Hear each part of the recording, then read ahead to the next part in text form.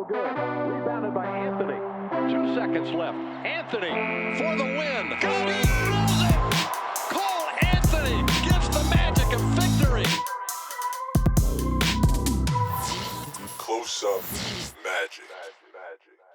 All right. Welcome back to another episode of the Close Up Magic. I'm your host, Stephen Cameron, and as always, I got my right-hand man, Malik Rady. How you doing, man? Welcome. Doing good, man. Enjoying college football. The Gators are back. Also hope my Broncos get ready to start next week. I know I'm assuming you're a big Broncos fan. We're so close, right? Raiders are my next door neighbor. I love the Broncos. Wait, what? You're a Raiders fan? I live in Oakland. God. I've lived in Oakland, for like 8 years. I hate the Broncos. Well, I've hated the Raiders probably as long as you've been alive. So that's a good start right there. I like Perfect. It. Yeah, we're doing great. Yeah, man, there's a lot of exciting things going on right now. You know, football's starting back up, college and NFL's, right around the corner. There's, we're in preseason. I just did my final fantasy football draft. I didn't want to do it. I'm in 3 leagues this year. I really was trying to keep it to 2. I've been really good at keeping it to 2 the last couple of years. But this year it was too good of an opportunity for me to jump in a third one. I got sucked in. Which is funny because I actually canceled out of a third one to stick with 2, and then I joined another one. So it's all good. I'll survive. Hopefully, I get in the playoffs for a couple of those ones. Yeah, I mean, you don't want to be embarrassed. You know what I'm saying? You want to be like, because I mean, no matter how you are, you always talk a little bit of trash. You talk about your team, and then at the end, when you're like near the bottom or something, it's just embarrassing. Dude, I got this one league. I've been with them for 15, 16 years. It's, it's the long one that I've been in with for a very long time. And in the last 6 years, I've won the championship twice. Okay. Which was 6 years ago, missed it, but I came in like 4th or something, won it the following season again. And now I've been like last place, made the playoffs, but didn't do well, back in last place. So I'm kind of like, this is hopefully on the road to redemption and no longer at the bottom tier of the grouping. So got to get back to my playoff contentions and winning. Are you doing fantasy football this year at all? I'm doing one. I immediately mostly hate my team per usual every year and stuff. And what I love about fantasy football is that when people tune into an Orlando Magic podcast, they're definitely wanting to hear us talk about that, as well as maybe like Dungeons and Dragons, that kind of stuff. Oh, so yeah, definitely. It's a great start. You know what I'm saying? If you're still listening, thank you. We appreciate it. We are in the off season. Oh, man. Let's get into it. Let's get the housekeeping going, and then we will dig right into what we're actually here to talk about, as Malik is bashing on me for not talking about the Orlando Magic. This podcast is brought to you by 19 Media Group. They're the shit. They're dope. They're awesome. They're helping us get merch coming this coming month. So be prepared for that. It's not ready yet, but it's coming out very soon. Should be out sometime in September. And let's just crush it out. Hit like, hit subscribe. If you're watching this on YouTube, if you're not subscribed and you're watching this, hit subscribe. If not, hit subscribe next week. And if you're listening to this, it'd be great if you could leave a review. Our favorite audio platform is Good Pods. So go check them out. It's kind of more of like a community podcast where you can discover really cool, like more indie podcasts instead of like the mainstream stuff. So if you're tired of all the big guns and you want to hear something different, go check out Good Pods. Yes. Okay. I'm done. Malik, take it away. Well, I'm excited to, at how close we are to the season. We're starting to get things rolling for what our season is going to be like with the Close Up Magic and covering them and all that kind of thing. I think people will be pretty excited about that. You said you got some news via electronically. That's going to entail, right? So yeah, we got approved for our media passes this year, which is really exciting. That means we're going to be at a handful of basketball games. We're not going to go to all of them. That's not our style. That's not what we do, but we're going to go to a handful of basketball games to be able to give our listeners and viewers an experience. We're going to be able to ask curated questions that we want to know, which is great and been very helpful for us in the past. But it's a little bit different this year with having the number 1 pick after kind of being irrelevant for so many years means there's little bit of different demand on what media and media passes look like. Now, granted, we've been giving them every year for the last 5 years. We've had access to preseason. We've had access to media day, and some of those aspects are still a little unclear for us. So there's a little bit more follow-up there, but I wouldn't be surprised if we maybe don't get media day this year.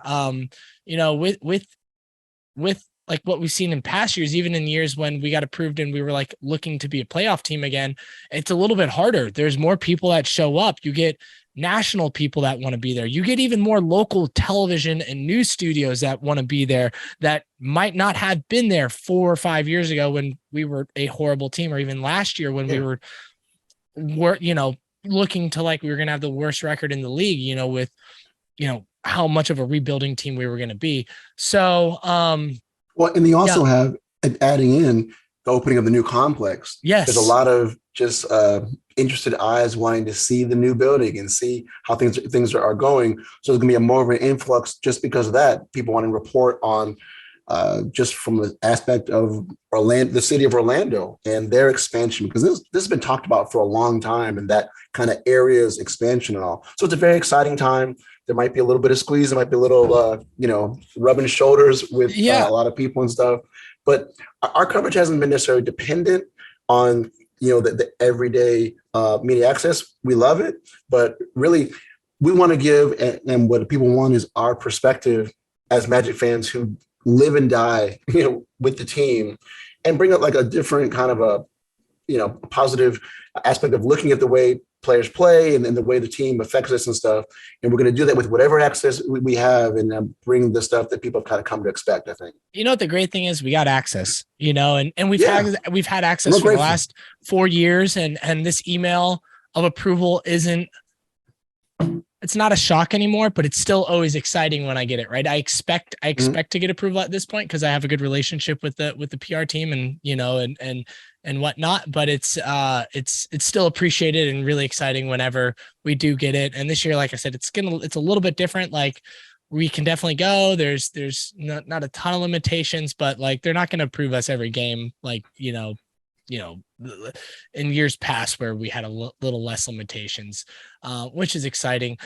I want to stop for a second and like hit on something that you said though. And we didn't plan to talk about this, but I want to, man, the new training complex that opened up is insane. It is absolutely insane.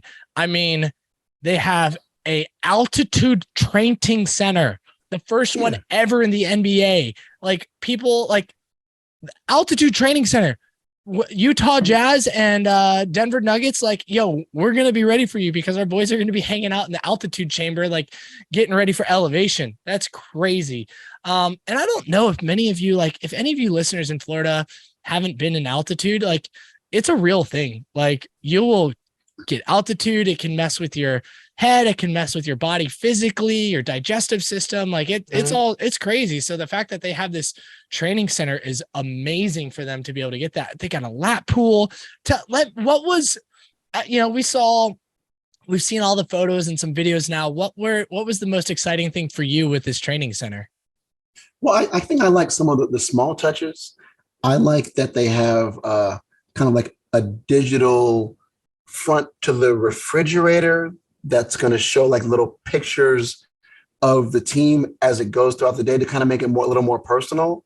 I also like that each person's locker is almost like a little like walk-in closet. So there's a little more privacy and kind of inviting in that. Maybe it'll mean players will stay there a little more because with my Gator football team, they actually just opened their own complex, and they're selling a lot of that. The players won't have to leave to go different places, don't have to go somewhere to eat, won't have to even go somewhere to nap because they can sleep in their zero gravity chairs. They can go downstairs and walk right to the practice field, all that kind of stuff. So making it more inclusive is that ideally you don't have wasted time, you don't have wasted effort. You can be more efficient and have these guys just being right in touch with the trainers, right in touch with the nutritionists and that kind of thing. And hopefully we want better basketball. We want better basketball players. And ideally, hopefully happy players will play better and attract more of their ilk, so to speak, and all. So I was just excited that some of that is finally over because it kept saying, "Oh, it's going to happen," but to have it finally happen, it's just nice, So it's a nice beginning, especially with the number one pick. And if we get the triumvirate of some semblance of cool uniforms, I think we're going to be right on our way for this season and stuff. So, long story short, that's what I thought of first. we are going to get uniforms. There's definitely going to be a crowd that complains about them no matter what. So I'm excited either way. Yeah, I just hope it's something that people can embrace. Because we haven't been among the cooler quote unquote uniforms yet under this new realm. You know what I'm saying? This new realm hasn't deserved cool uniforms yet. We've been taking. We won 22 games last year, Malik. What do they deserve? That's cool. I'm saying since they've had the different versions of jerseys, there's never been a year where nationally people have been like, "Wow, those uniforms are cool." Like we haven't even been able to hang that on our hat. Like, "Hey, we suck, but we got a cool uniform." Yeah, there's been some teams that stink. Winning cures all. Also, I did a poll the other day about the jerseys, and it was like, has Nike done a better job than Adidas? Yeah. And it was really mixed. Some people said yes, some people said no. They wish Adidas was still running things. It was really interesting that that it was so it was, it was very much split. I don't remember exactly who won it. I think maybe Nike won it by a hair, but there was a good amount of feedback on it. I think maybe just a little under 100 people voted on it. Where did you go? Where did you lie on it?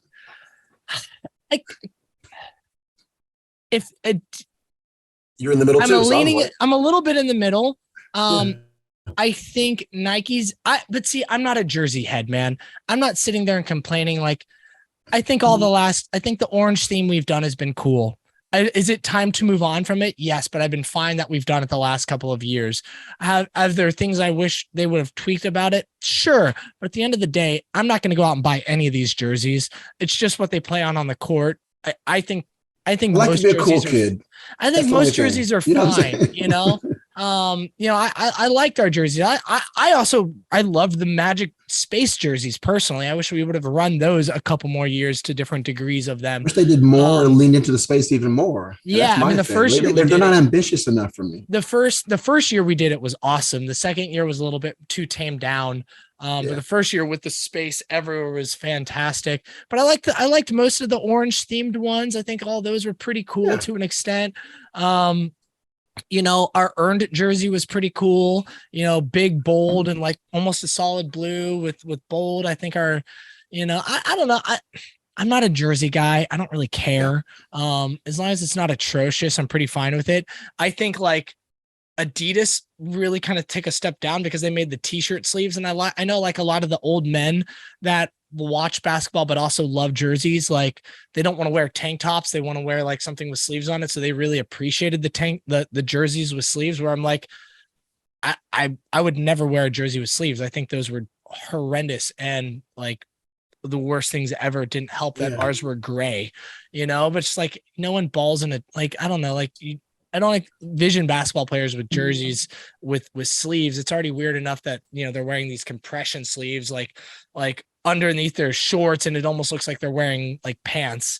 I didn't quite understand that you need to have sleeves in your jersey. I mean, if you're really that scared of your arms, you can just wear a t-shirt under it, I don't know. Big deal? It was just weird. It was a weird jersey for me. So that really brings Adidas down a really big tier for me. But it's like jerseys, So I don't know, man. I'm kind of in the middle, and I also don't really care either way. But this was a discussion we were having with a handful of people. I don't know if it was in our group or another group. So I'm like, let's just make a quick poll and see what the people think. And it was very split. It was kind of right down the middle, and kind of how I am. So they've been fine. Excuse me. All right, let's transition. Let's get into tweet of the week, and then we're going to get into the nitty gritty of the show. Malik, take it away. My tweet of the week is from one gentleman named Sam Vecini, who people will recognize from The Athletic, big time draft guy, has a basketball podcast once a week throughout the season. His tweet back on September 6th was caught up a bit on Eurobasket, and holy wow, Franz Wagner is ready to take the leap this forthcoming season. Looks like a total monster out there. His rookie season went way too underrated. It looks like based on Eurobasket, he has built on it. So to hear someone that you respect and that you like as an analyst say things that you want said and want to believe about one of your favorite players, that's what it's all about. So I'm on record saying that I feel like Franz could have been approaching more of what Cade Cunningham did with more touches. Not saying he is or was Cade Cunningham, but just saying that some of his stats were deflated because he was not, among the league leaders or even the team leaders in touches and that kind of thing. And seeing him in the Eurobasket, I can't say I'm surprised because this is what I expected, but it's been nice to see shots off the dribble, more confidence from distance, growing his little goatee out a little more, having a little bit of swagger, that kind of thing. So it's just cool to see. And other people are noticing, once again, moving towards this down stretch before the season starts. So that's my tweet of the week. Yeah, I mean, dude, Franz has been killing it. Franz, he's been killing it. We can touch on this now if we want. We'll touch on it a little bit, but yeah, it's nice to see some more people. Yeah, our team is becoming more relevant, and our players that are on the team are becoming more relevant. And for a team that's been so irrelevant, Magic fans are craving anything that has relevance to it. And it's, and with Franz playing the way he is over in Europe right now for Germany, and even not fully unleashed, Dennis Schroeder is an interesting point guard to play next to and the captain of the team. So it's not even like Franz is running the show. And that's probably okay. I mean, it actually is okay because of they're winning, so it doesn't really matter. But Franz is definitely having a really positive impact, and it's cool that Sam and other people are starting to take note. My tweet of the week is from Paulo Banchero, our number 1 draft pick that is going to be playing for the Orlando Magic next season, which is really exciting. Yeah. He actually tweeted this today, which is really cool.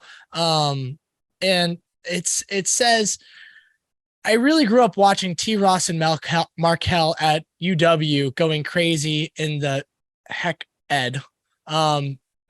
Not sure what that abbreviated is for, to be quite honest. That might be Washington Stadium. I'm not sure. I have to guess, but yeah. Something. But now we're on the same team and it's lit. Ha ha, fire emoji. This is my fire emoji symbol. Yeah. So it's cool. I mean, Malik loves a good story. I think stories are cool to an extent. I don't always care about the relationships and stuff, but sometimes I do. And I don't know. Yeah, it's, I did some math. When Terrence Ross was at Washington playing, Paulo Banchero was 8 or 9. So he was literally like, in 3rd grade. 9-year-olds are around 3rd grade.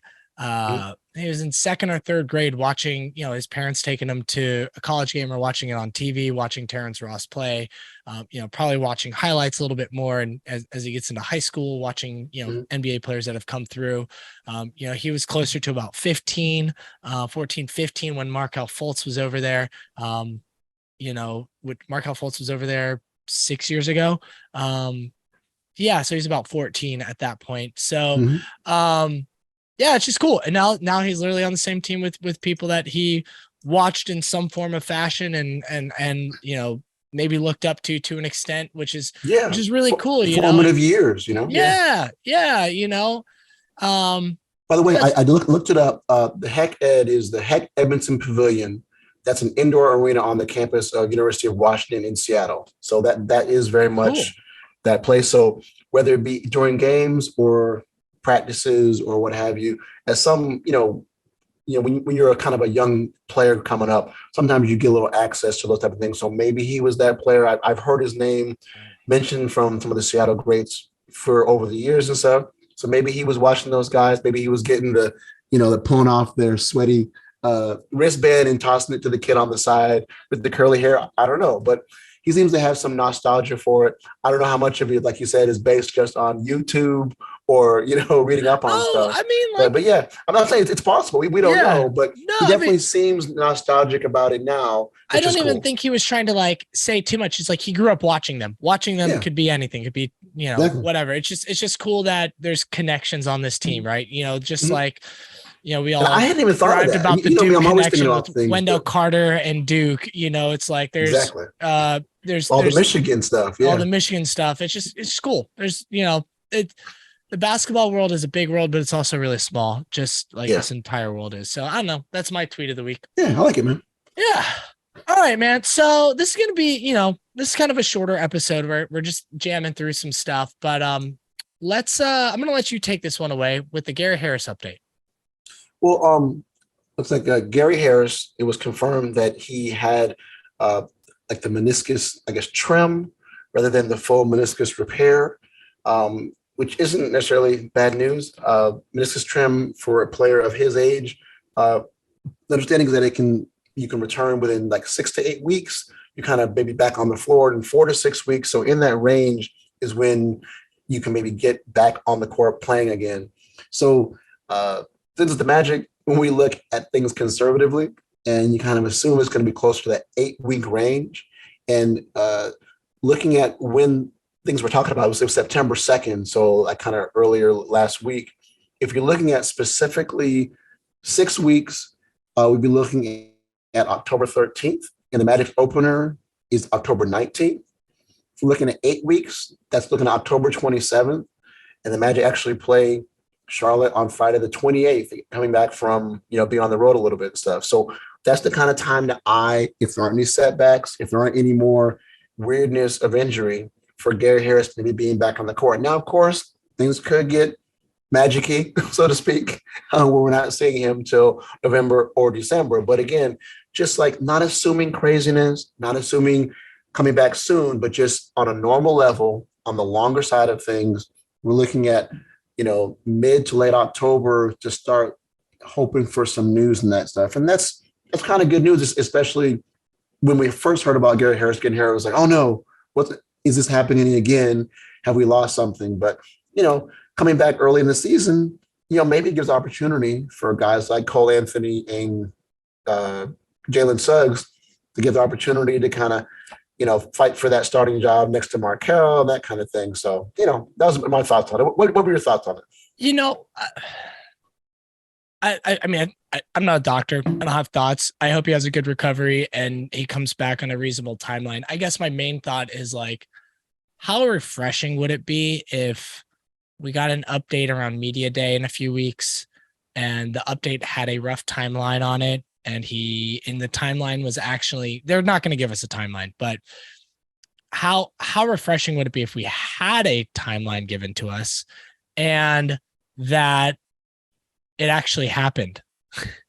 Yeah. It's something we're not used to. Or even if we don't get a timeline, they say, oh, he's doing great in his recovery. It all depends on his progress when he comes back. But he actually comes back, in that October timeline, and it's not end of November, early December. Like, excuse me. And it's like, yo, he's back on the court in 8 weeks. Like, dude, that would be the most refreshing thing in the world instead of like missing 2 months of basketball, 3 months of basketball for, something.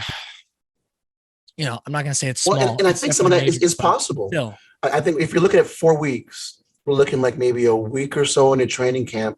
That's when you might get an update saying, okay, he's back. We're in that 4 to 6 week range where he can start doing jogging or whatever and stuff. Get back on the court. And in the past, we've gotten updates like that before. We're not getting Golden State level, real treatises and back and forth and stuff, but we've gotten a little bit of stuff. So that's the range when maybe after the first week or so of the real news of us just being excited to have guys back on the court, maybe we get a little Gary Harris update there as well and start feeling good about ourselves. So we'll see. It'd be nice. It'd be really nice. I know a lot of us are praying and hoping that we have just like my goal has always been, I've said a few times on the show, is have an average season of health injuries, which means maybe one that's a long-term and everything else just kind of small little nicks up here and there. And, just kind of like an average season of basketball. So that'd be nice. On something a little bit more positive. I mean, not that wasn't positive, but even more so positive. Franz Wagner is crushing it in Europe. We kind of hinted at it earlier, but let's get into it a little bit more. His team, since Euro Cup has actually started, is now 3-0, Franz has crushed it in every single game. I haven't watched them, to be quite honest. I'm not doing that over here. They did lose today. Did they lose today? Oh, okay. Yeah. Sorry. I was with my child all day. We were in San Francisco. I did not get any of those updates. Okay. So they're 3-1. My bad. But Franz is crushing it. So Malik, you clearly know more than I do. Take it away. Well, it's been cool. Like, I thought, many of us thought, even talking to Adam Papagiorgio a week or two ago, that when Germany lost Franz Wagner and had not brought over Isaiah Hartenstein as a big man, that some of their chances in terms of really advancing and making noise were kind of damaged because they didn't have enough big men. You just have Daniel Tice, who's a good NBA player, but he's just one dude. And he's not, really hefty and stuff. But instead, these first 3 games, Germany beat France, one of the top teams in FIBA that first game, then won their second game, as well as their third game, and already were guaranteed to advance into the knockout round. So even losing to Slovenia today, they're going to be playing that extra week. So things could have ended this week, where this was the last game or two for Franz, but we're already guaranteed more basketball for him, more training, more scouting reports, more all that kind of good stuff and all. So the results kind of matter, like him playing well, that kind of stuff. But to me, just really being in competitive environment leading up to training camp, taking on the reins of a team that needs him to play well is just cool. And, barring injury, knock on wood, it's just all gravy leading up to the training camp, which again is only 20 days away. So that's my biggest takeaway from that. You know what I was thinking about earlier this week is how has him playing overseas opened up the eyes of the coaching staff? There were times last year where, as impressive that we all were with Franz, that we wanted to see more. We wanted to see him be the guy running the offense. We wanted to see him get more plays run for Franz, particularly, we wanted him to get more touches. We wanted just to be more of a focal point, whether it was a focal point off ball, focal point on ball, running the offense. We just wanted more. And as an optimist that is also a doubter too and questions everything, I wondered, like, is this coaching staff going to actually unleash his full potential? Would they get there? And clearly he has more and he's about to take a leap, but would he be limited to, would the coaching staff hit this leap and not really like fully unleash him? And now it's like, man, if you don't, Magic fans are going to call you the F out because we know what he's capable of. Like, we're seeing it right now. So I'm just hoping it's like they're taking notes as well, which they obviously are. And it's interesting you mentioned taking notes because Coach Mosley has been front and center on the front row over there. I mean, we saw him embracing Luka Doncic overseas, seeing some of his other players. Was he there today? I'm not sure I'm assuming he was there today. I didn't see as much. I mean, but Slovenia versus Germany with Franz and Luka. If we missed this game, it would be crazy to have the other games. That's a long time. I'm assuming if he was there for like 3 weeks, I mean, hell of a vacation. But that's a long time to watch basketball in a single location. Well, I'm thinking. I'm assuming that he might have brought his wife and family over there. I haven't seen them there, but that would be to me a great vacation to be like, okay, for certain times I'm going to come over to the basketball stuff and then come back to you. We'll be able to jet over to Europe because during the season, wives and families are not able to see their husbands and fathers all that often. For the sake of his family, I hope they are not doing that. I hope they are, maybe they watched the first game and where we got all the photos and then they are off doing their own thing and maybe they came back. I'm not saying the family is there with them. What I'm saying is like they're over there in Europe and they're saying, hey, coach or dad, you go watch the game and come back, and now we're gonna have some fun. And I'm saying I'm hoping he's with his family the whole time. That's all I'm saying, dude. He's still a coach, man. They're grinding. So there's tape. You can watch it on tape too, and give him a phone call afterwards. You already went to one game. It's enough. No, it's cool, man. Franz has been killing it. And he's obviously had the support of the team, and we know We know Coach had seen it, but I'm just He hoping stayed healthy so far, hoping they which is the biggest hoping they thing. release it. Of course, yeah. Most players stay healthy over the off season, which is nice. So I'm never really worried about injury unless we draft the wrong player. I mean, Danilo Gallinari tore his ACL. He's Moritz old Wagner and had injury that. prone. That dude is always Moritz Wagner breaking had his something. ankle injury. I'm just saying, I'm definitely, I'm not worried, but I'm definitely, got my rabbit's foot. These guys are going to be playing regardless, right? Gary Harris he wasn't in competitive basketball this summer. We didn't see him in Drew League runs. We didn't see him in these other programs. He didn't go play. You can't bubble wrap guys. They're going to get injuries no matter if they're approved for these leagues or whatever or not. Like, yeah, exactly. You can't bubble wrap them. So yeah. Anyways, dude, 20 days till training camp. That's really exciting. You psyched?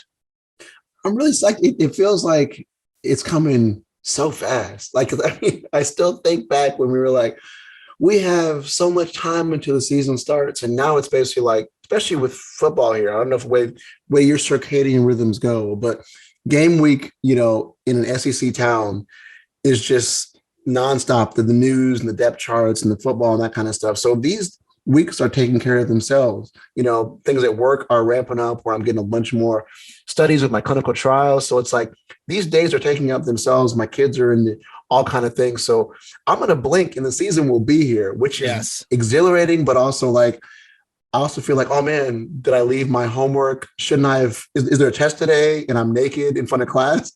Even though I'm just doing a podcast with a great friend, I want to be prepared for you. I want to be prepared for our fans. I want to do a great job and stuff.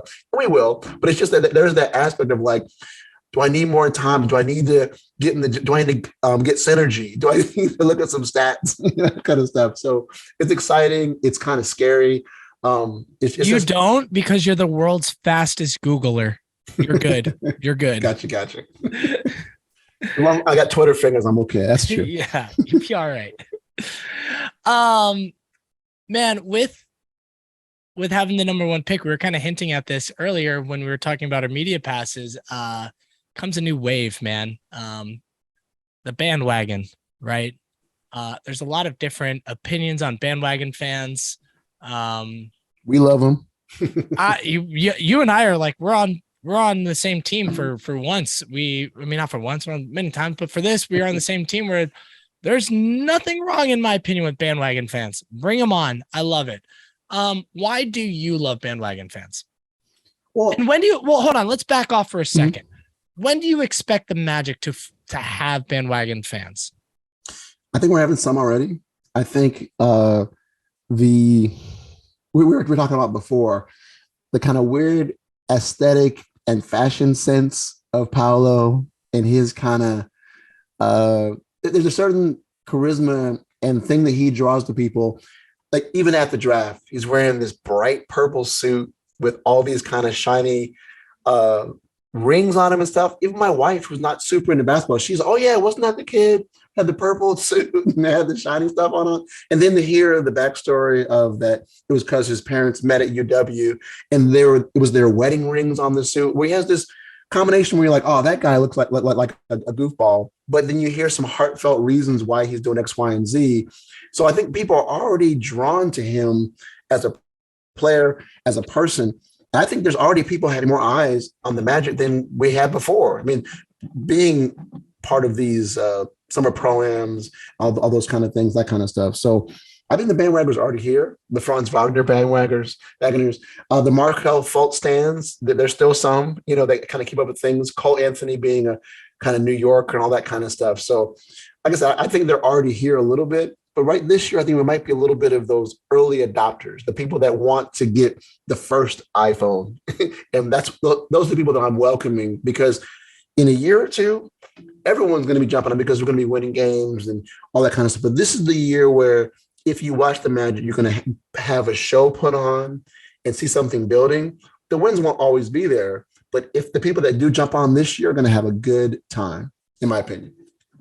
Yeah. So no, I'm going to respond to that again. I agree with you to an extent. I definitely think like we're kind of on it. early adopters, as you said. People love to analyze young cores. People love to get on like what's the next grouping. I don't think we're on the casuals yet. Oh no. I think the bandwagon people that we are getting are draft nerds that love player development, because people. Unless you're a heavy draft person, no one knows that story about the suit, right? Right. Unless you're a heavy draft person, like or like followed this kid from his school days in college, like Cole Anthony or whoever, like we haven't been relevant enough for the casuals to catch on to this yet. And now, casuals do fall the number one pick, at least, though. Yeah, so. To an extent, for sure. I mean, like they might throw on a game here and there, but I don't think they're necessarily like. I think we're another season or two away from a potential real stuff. Like, oh shoot, like what's kind of happening to Memphis right now, where you're seeing more random people buy a Ja Morant jersey, and like I think winning has to come along until we start getting the wave, right? Or just a player that really captures the imagination by doing crazy stuff, like when Zion was doing, or like Ja, just being this bony kid with dreads and a mustache. Just wait, did he just do what? That kind of stuff. And if Paulo is in Rookie of the Year talks all season and walks away with it, like we're gonna continue to build. But like today, it's just the nerds that are like super into the draft and player development that are like, watch out for the Magic, right? Like, maybe it'll relate to a handful more people. A handful, but the arena should feel it a little bit more. But I think it, like internationally, like, I don't think ticket prices are going to be all that crazy different yet. And whatnot. I like we still only got like when the bandwagon really continues, you're going to see ticket prices increase. You're going to see more national television games. All those types of things are going to come with it. So we're like you said, early adopters, early stages. I love bandwagon fans. I know, like Warrior people, like let's talk about the Warriors, because they're probably the group that's most relevant with bandwagon fans in general, right? Because they went from being horrible to they've won 4 championships in the last 8 years. And people are like, oh, you're just a bandwagon Warrior fan. You haven't you're not from there. You haven't grown up on the team. To an extent, that is me. Like I moved here in 2014. They won the championship at the end of the 2014-2015 season. I kind of didn't love them. I kind of appreciated them from afar. Now I've kind of turned into, I've been here long enough to where I really appreciate them. Many people would call me a bandwagon fan, or oh, you only love the Warriors because of Steph, and Steph is this polarizing player, and you live in New York and you've never even been to the Bay. Like so many people like to trash on bandwagon fans, particularly if you're not of that team's fan base. But for a team like the Magic, man, that have been irrelevant, that don't have fans, at a large scale. Yes, we have fans. We wouldn't be talking about the show if we didn't. We wouldn't have listeners if we didn't have fans. But didn't have we have home game dedicated issues. Yeah, our fan base isn't super deep because we're kind of a young team. We've been bad for the last decade. We're trying to rebuild that fan core base a little bit here these last couple of years, and it's only going to get better. Our fan base is great, but it definitely is not the same as other fan bases. Let's just be real. We bust people in from Disney. When we have big teams like Celtics and the Heat, their fans are louder than our fans. So let's just call a spade a spade. But bandwagon fans are going to help fix a lot of that, right? We're going to get more of the casuals starting to get involved again. We're going to get more people turning in and buying a Polo jersey, even though they live in, Iowa and have never been to Orlando or even cared for the Magic until now, but they followed Polo in college, and the Magic are this young core. You know what that means? More people are going to be watching our games. More people are going to be showing up to our games. All that means more revenue for the team, more publicity on national television, more everything, all the things us Magic fans have been complaining about, wanting relevance. Bandwagon fans help that. They help solidify things. It's going to bandwagon fans also mean real fans that might have stepped away for a little bit are going to start coming back too. outside of maybe ticket prices going up, I don't see too many downsides. What about you? I know I just went on a long rant about bandwagon fans, but I've also kind of felt this way for years, living in the Bay Area and kind of somewhat being a bandwagon fan, but also following a small market team that has struggled with fandom over the last decade.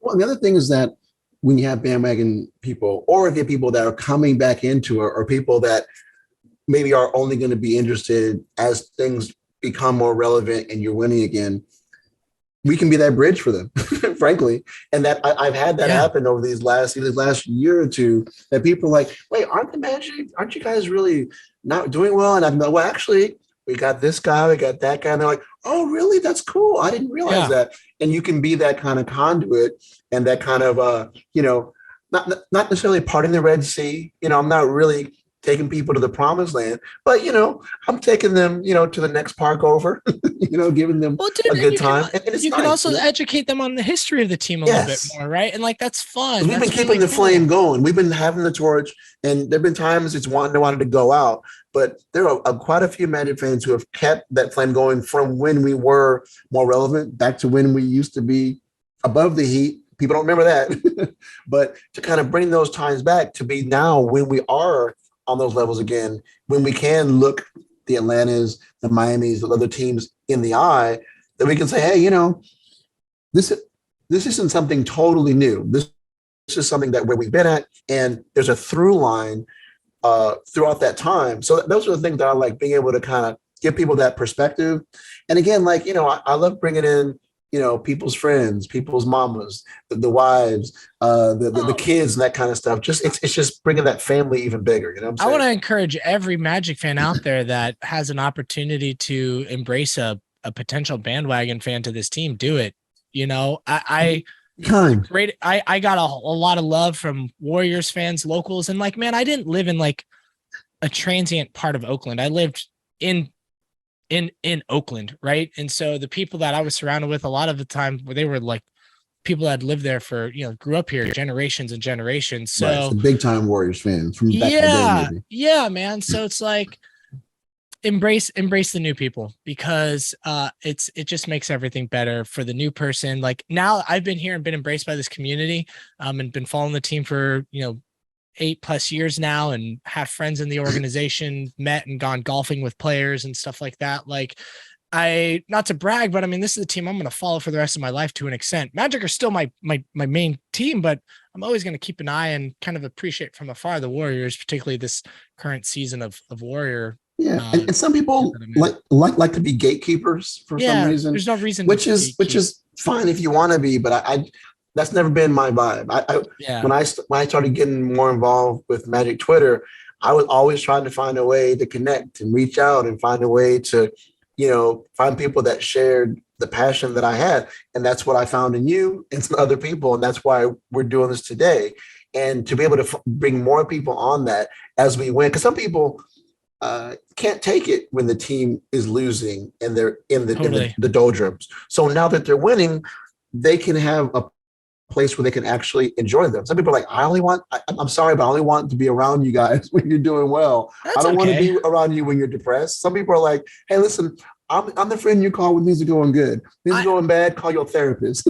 I got a question for the listeners. If you don't agree with Malik and I about the positivity of our fan base growing, and what that means is also the bandwagon fans that grow with it, what's holding you back from embracing bandwagon fans, or what are you maybe looking at it from a different angle than we are that would say it's a negative thing? So if you see this from a different angle, leave it in the comments or get us at the DMs and let us know why. Why? Because I'm very interested. Not saying your way is wrong. Maybe your way is very valid. And I don't know. The way I'm viewing it is a very positive way, but maybe you might have a different perspective that would enlighten me and Malik in a different way. So just get at us if you view things differently, please. Also, we need to know, because people are coming. The bottom line is that just on a logical standpoint, when you add the number one pick, when you have Franz Wagner, when you have guys like WCJ and Markel and the young guys we have, even just on not even being optimistic, just realistic, guys just staying where they are and just getting a year older and a year better. This team is on the verge of something. When you have those amount of draft picks, when you have the amount of money the Magic have, like they're gonna be getting better. Now, the question is how high they get. Will they actually get to, conference level, all that stuff? I don't know. But relevance is coming. Fun times are coming, and the fans are coming after it. So we need to be ready for these people. Like basically, when your wife says, "Hey, listen, my mama, cousin Eddie, her sister, they're all coming in 2 months. You better get your house ready." We need to get our house ready, y'all. Okay, Yes, for real, people are coming. Yes. It's Paolo Banchero. People coming. Yes. Malik, that's good, man. Good way to wrap it up. As we're gonna get our house ready, and as you and I will embrace the fandom and help transition any new fan to the Orlando Magic fan base. We're here for it. Yeah, you just come on over, hit us up. I don't know, man. I think we're kind of at a good spot. Do you have any last thoughts before we end this episode? No, man. I'm looking forward. I'm looking forward to seeing the Broncos and Raiders this year. I was joking. I know you're a Raiders fan. It's one more place where we have diametrically opposed thoughts while still being on the same place in our hearts and our spirits and stuff. So it's fun to have those rivalries in and out of basketball. So looking forward to that as well. So yeah. Back in the day, man, if I saw you with the Broncos jersey, I'd give you the middle finger. That's what Raiders do. Yeah, lack of class, lack of respect. Nation, yeah, that's how Raiders. Exactly. Sure. So yeah. Hey, sorry, my cats are like killing each other over there. Anyways, listeners, viewers, we really appreciate you. Again, if you can, hit that subscribe button, leave a review if you want to. But if not, that's cool too. We still love you anyways. And let's go Magic. We'll see you next week. Peace.